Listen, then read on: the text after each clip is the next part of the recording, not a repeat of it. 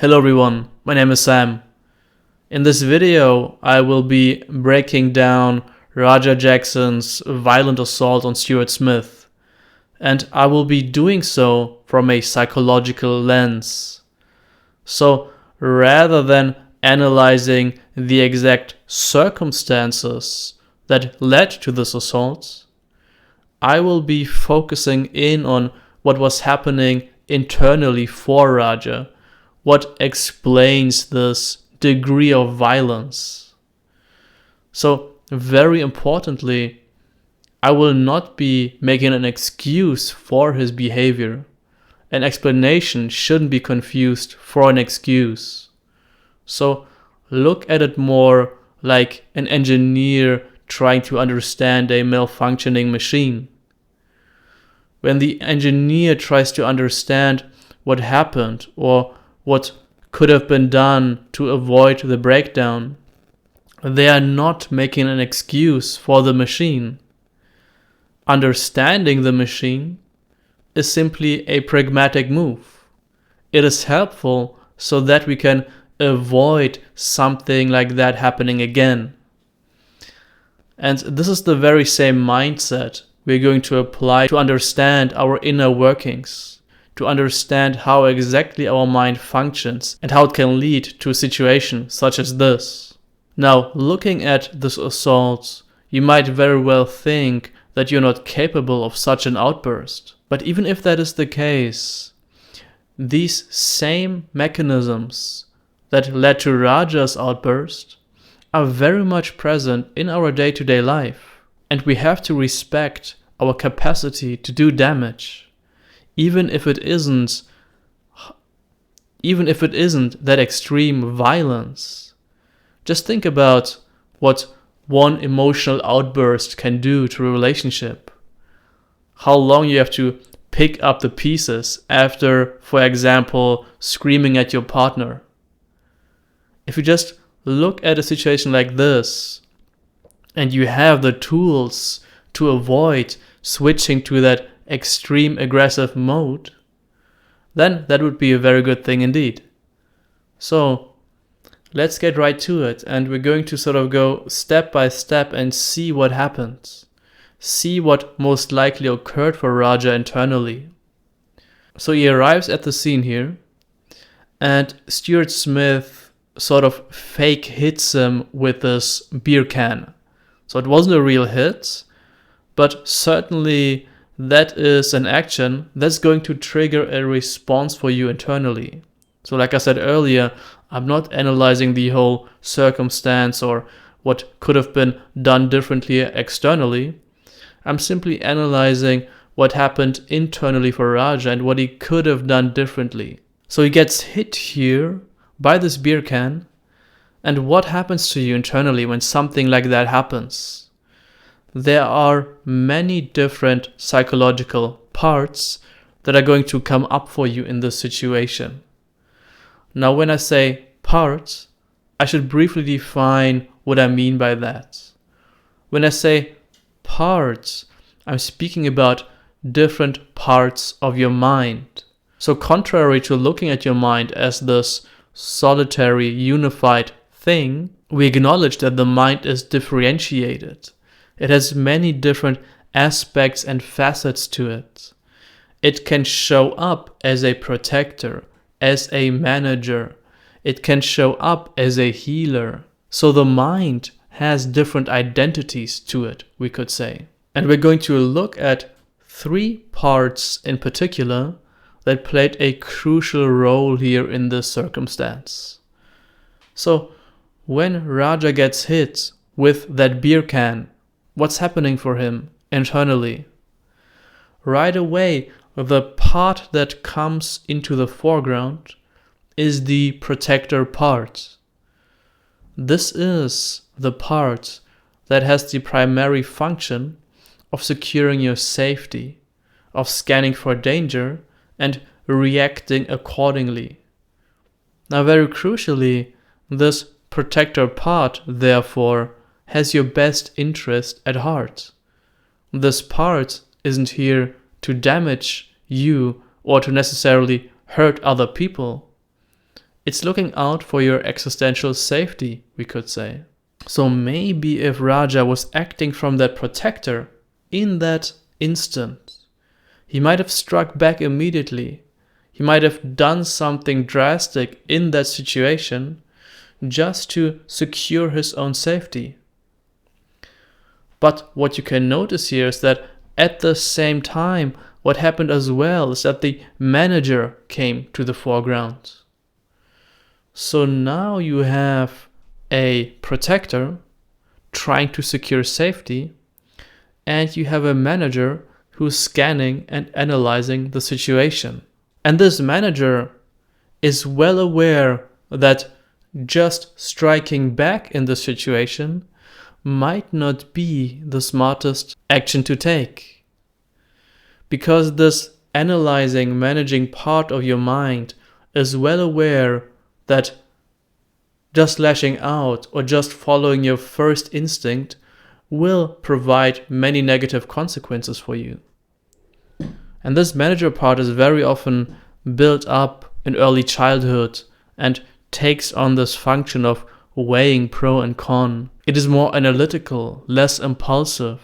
It is, as the name suggests, the part that manages your internal world, but also then applies that to the external world. So this managerial function came up here and sort of put a lid on the protector.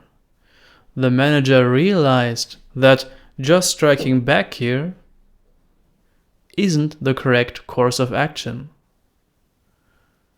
And this intervention by the manager, we could say, is very much successful here. Because what happened afterwards is that Stuart apologized to Raja.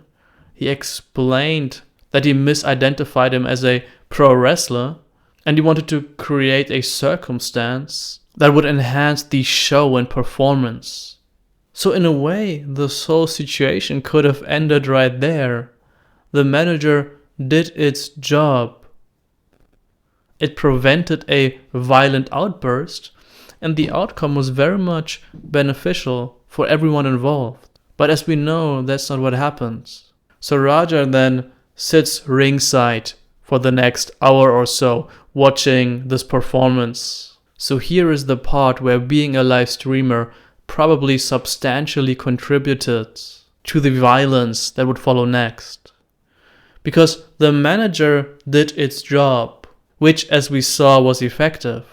But now Raja is sitting there, constantly checking what the viewers of the stream are writing, and what they're essentially doing is triggering his inner protector over and over and over again.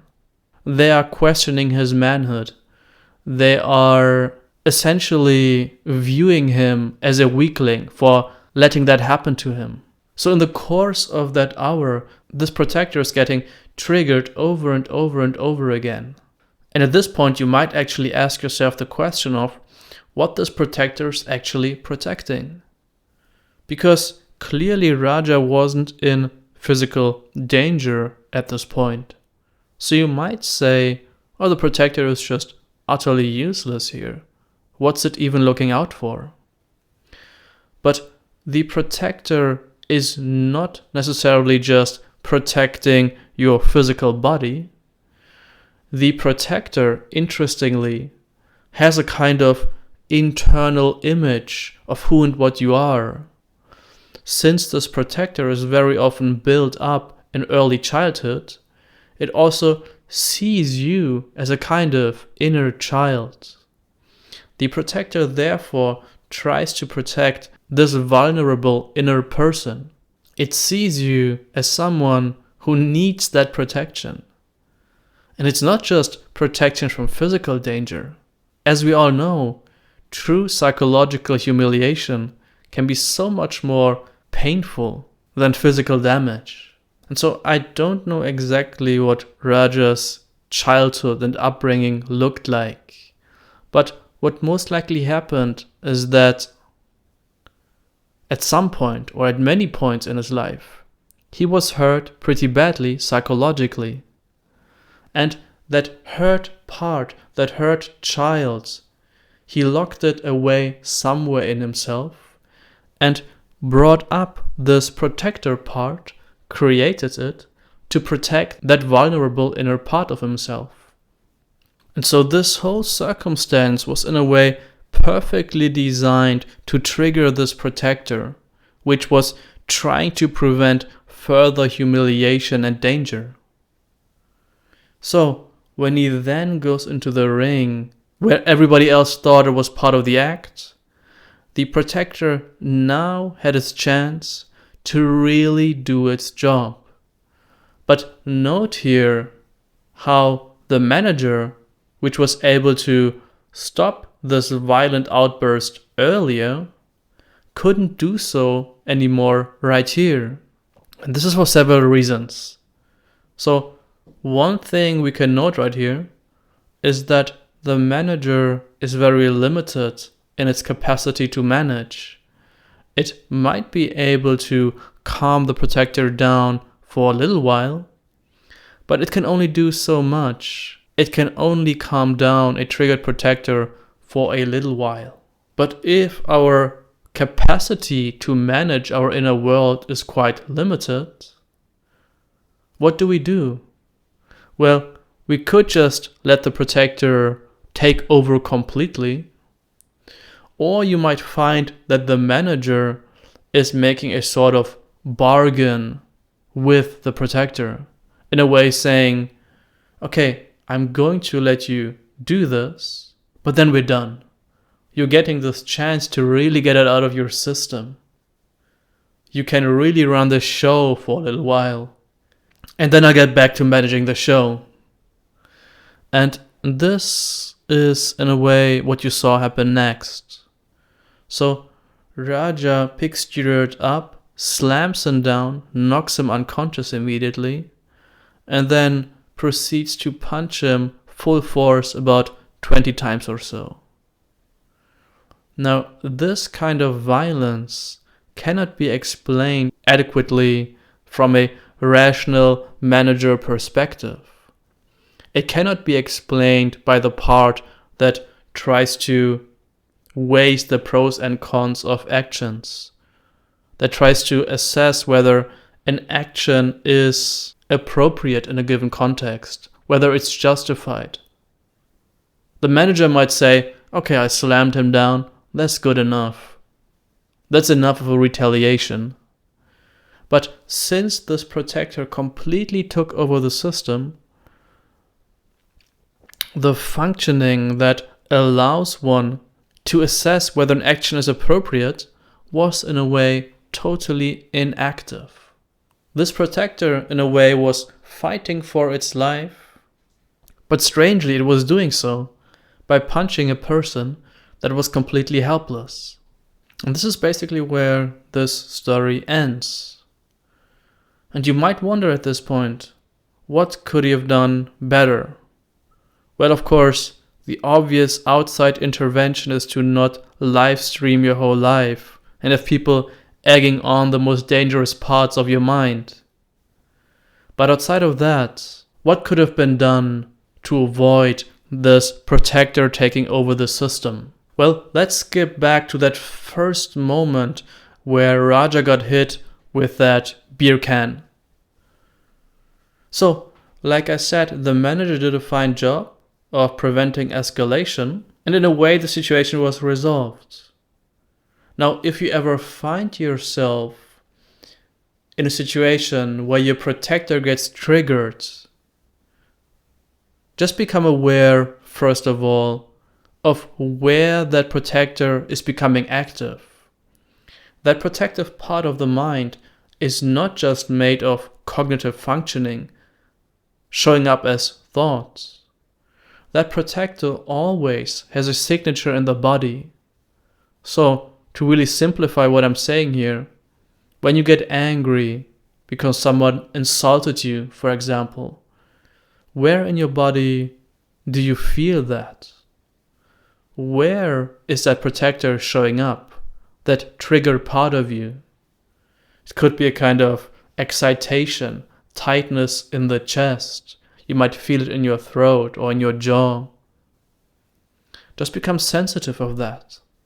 And when that part of you is getting triggered, you can apply something very, very simple here. Instead of saying, I am triggered right now, I am angry, label this a bit differently. And just say, a part of me is angry. A part of me feels triggered. But I am not that part. I am the one who is aware of that part. And the one who is aware of that part is free, is complete. This, what you truly are, is not a limited protector. You are the awareness that is aware of this protector. So crucially, we're not relying on our internal manager to keep a lid on the protector. No, the view we are taking here is quite different. We are aware of the protector and we are including it, not rejecting it, but simply noticing its presence. And of course, that manager part may show up as well and might give its input of what should or shouldn't be done.